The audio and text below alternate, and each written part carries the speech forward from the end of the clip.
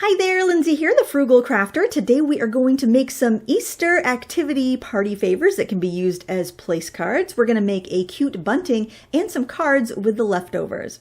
This video is sponsored by Creative Fabrica, where everyone can be creative. They have seasonal crafts, digital die cutting, and a brand new 3D SVG category if you enjoy dimensional paper crafting with your die cutter.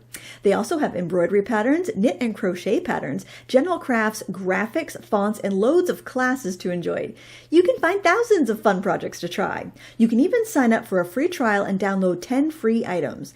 After the 10th download, or after 1 month, whichever comes first, your subscription will renew at $9 per month for unlimited access to all the crafty goodness at Creative Fabrica. If you decide it's not for you, no worries. You can cancel anytime, no questions asked. But if you love it, you can upgrade to the yearly plan, which is $4.99 a month, which is a 45% savings. If you have a crafty business, then Creative Fabrica is for you. All products come with a full print-on-demand and commercial license included, so you can create to sell with no worries whatsoever. If this sounds good to you, click the link in the video description to sign up today. Let's jump right into the crafting. I grabbed all the supplies I thought I'd need, including some candy filler to put in the favors when we're done, some glitter, and some ribbon. We're gonna have fun here. We got some score tape sheets. That's a full sheet adhesive, but double-sided tape is fine if you don't have that. I have pre-cut my boxes and other elements, as well as printed out some little coloring sheets like wallets on my printer, so that was really easy to do. And I just basically prepped everything ahead of time, so I wouldn't have to run back and forth to my computer in order to cut these out. They do have printable files, so if you don't have a die cutter, it's no problem here. So what I decided to do was when I was printing or die cutting my boxes, I decided not to cut on the score lines. I deleted those lines in my software so I could just score them. You could also change them to a dash line if you prefer. And I also decided to go with a thicker font for Happy Easter rather than the thin graphic there that was provided, because I wanted to be able to see through those holes a little bit more, and you're going to see why in a minute. But first we need to score our boxes. And if you don't have a scoreboard, you can use a ruler and a butter knife. That will work just fine, or a ruler and a bone folder. But I swear, these scoring boards really do make your crafting life a lot easier.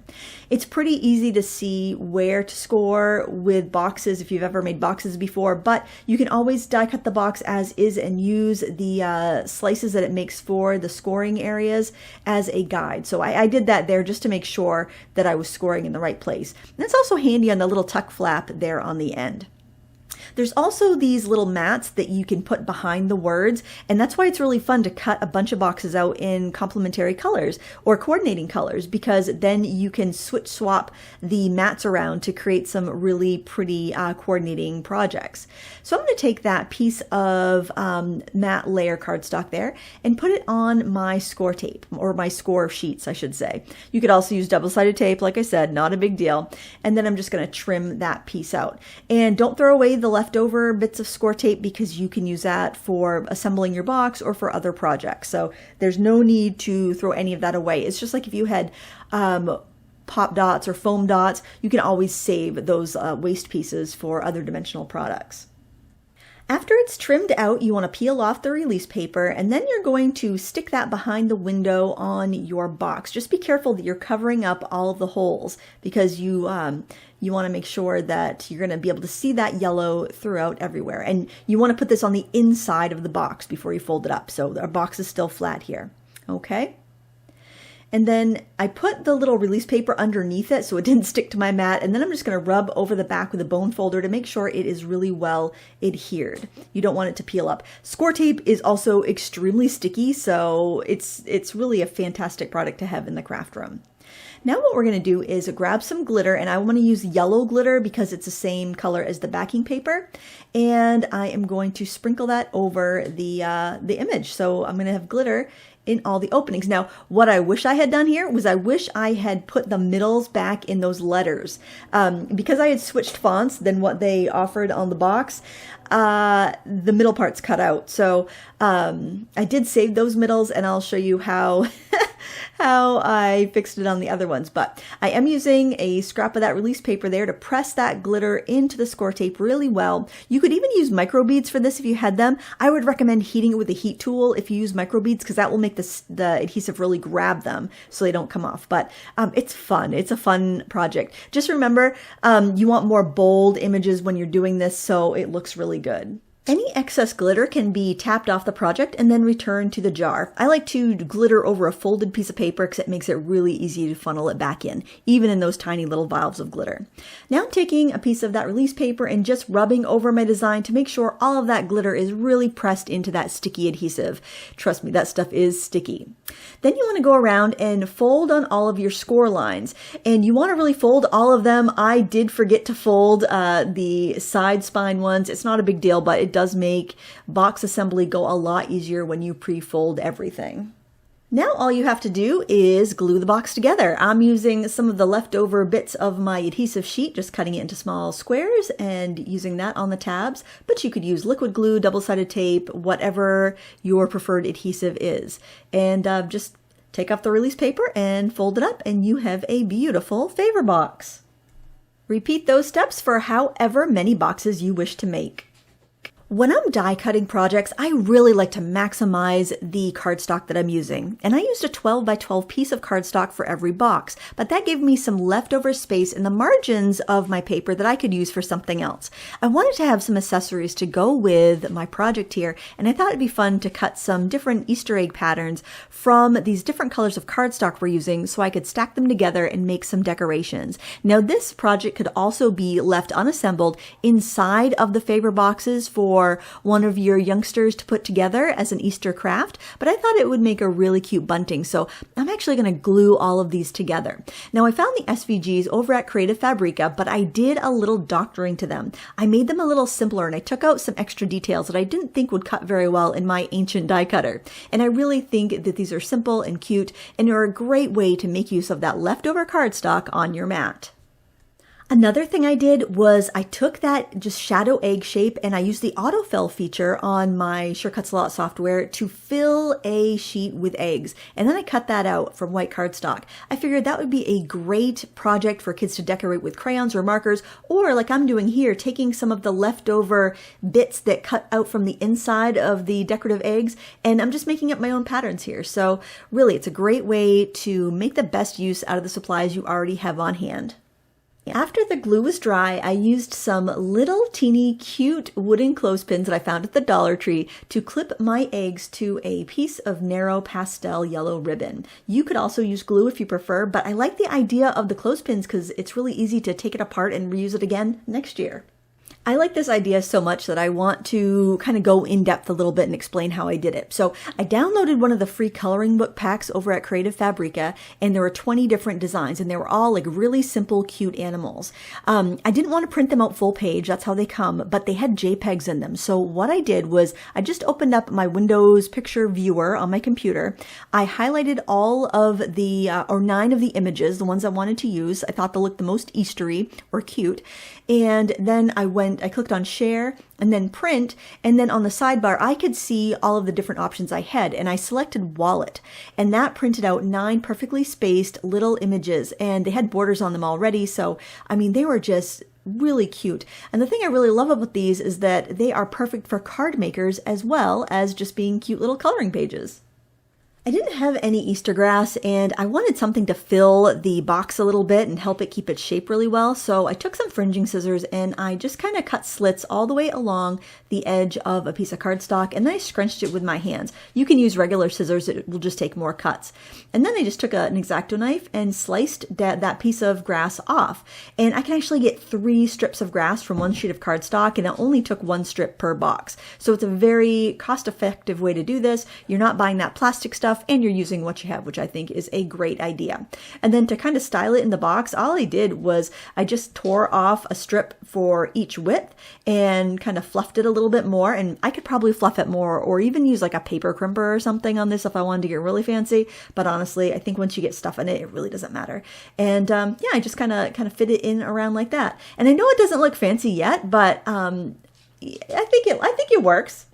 Okay, I know it looks really sketchy right now, but I'm telling you, when we get our stuff in there, it's not going to look bad. I know, looking back at this, I'm like, oh, who am I trying to kid? Seriously though, it's going to be cute. You just got to trust me. So then you take your little coloring sheets, see, because we're making a little activity box to keep our kids busy at the table while they're waiting for Easter dinner. Put the little cute coloring pages in there, and you add a few crayons. Now, I got to apologize. Speaking of sketchy projects, I should have gone out and grabbed a fresh box of crayons from the store, but you know, I'm all about using what you have, and so I'm just digging into my own personal stash of 64 Crayola and pulling out a few pastel colors to put in there. But you could also have like a bowl of crayons in the middle of the kids' table, or you know, whatever, or throw a tiny little box from the Dollar Tree. They have those really cute Crayola sets that are like pastel and glitter and neon and things like that. This is a perfect place to put one of those small set of 8 kind of specialty crayon packs. And then you want to throw a few candies in there to kind of make it exciting. And there you have it. There's one box done. For this next favor box, we're going to decorate some of those paper eggs, or at least make a kit to decorate the paper eggs that we cut out from cardstock. I found these really cute short markers. They're by Maped, and they have a little stencil on the end, which I thought is just perfect for making little patterns on these cute little eggs. So all you do is you press the stencil down and you trace through it. You could very easily find mini gel pens or other mini markers at craft stores or dollar stores and just add a tiny stencil too. So you don't have to find this exact same thing. It's just an idea to get you started. You could split a pack of pens up between a few boxes so that you can make them stretch a little further, and then people can share around a table if you've got several kids that are crafting together. I think that's a great way to make coordinating kits as well. But look how cute they look, and the grass doesn't look anywhere as near as sketchy once you've got some other stuff in there. And of course, you want to add some candies on top to make it extra fun and sweet and festive. And there you go. There is our second box. This final project is great for using up all those leftovers you've had piling up from this project. I started off by coloring one of the, actually I colored 3 of the little coloring book pages, the Eastery ones, and I thought I'd make some happy Easter cards. I'm trimming off the black border because I want to mat it with some cardstock, and I thought it will look a little bit more like a stamped image if I did that. Now that background that you see has been glued onto a card base, and if you followed my YouTube channel for a while, you may remember about 3 years ago, I went through all of my paper scraps and just collaged up big sheets and trimmed them down into background size card panels. So I trimmed them all to like 4 inches by 5 1/4, so I'd have them ready whenever I wanted to make a card. And we're going to use up 3 of those today. I also glued down the Happy Easter that were left over from the boxes that we made, those cutouts. I saved those letters, and I glued them down to a strip of paper so I wouldn't have to deal with each letter by letter on camera. Although I did glue them down individually on another card, so you'll be able to see that if you want to in a few minutes. And I decided just to do a very simple banner by trimming the strip to length and then just cutting a V-notch on each side. I did the same treatment on the word Easter as well. And now I am matting the bunny in a darker teal cardstock to what I colored the background, and we're going to use that as our focal image. So the great thing about the collage backgrounds is that you can get so many colors to work with it because there's so many colors you can pull from. I just went and looked at the background I wanted to use. I picked that first, and then I colored the image with some colors that I thought would go really well. And that's how I think I'm going to lay this one out, but I like to try it a few different ways to see if something looks better.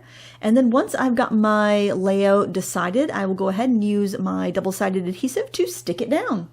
One of my favorite budget-friendly tips for card making is to use coloring pages in your cards.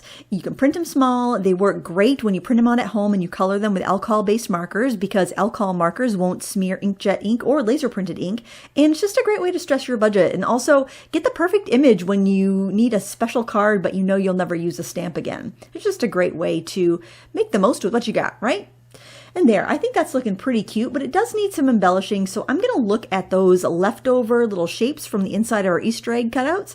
And I thought putting a couple hearts on here would be really sweet and kind of mimic the whole kawaii vibe that this bunny has. So I'm just choosing 3 little hearts and I'm going to glue it down.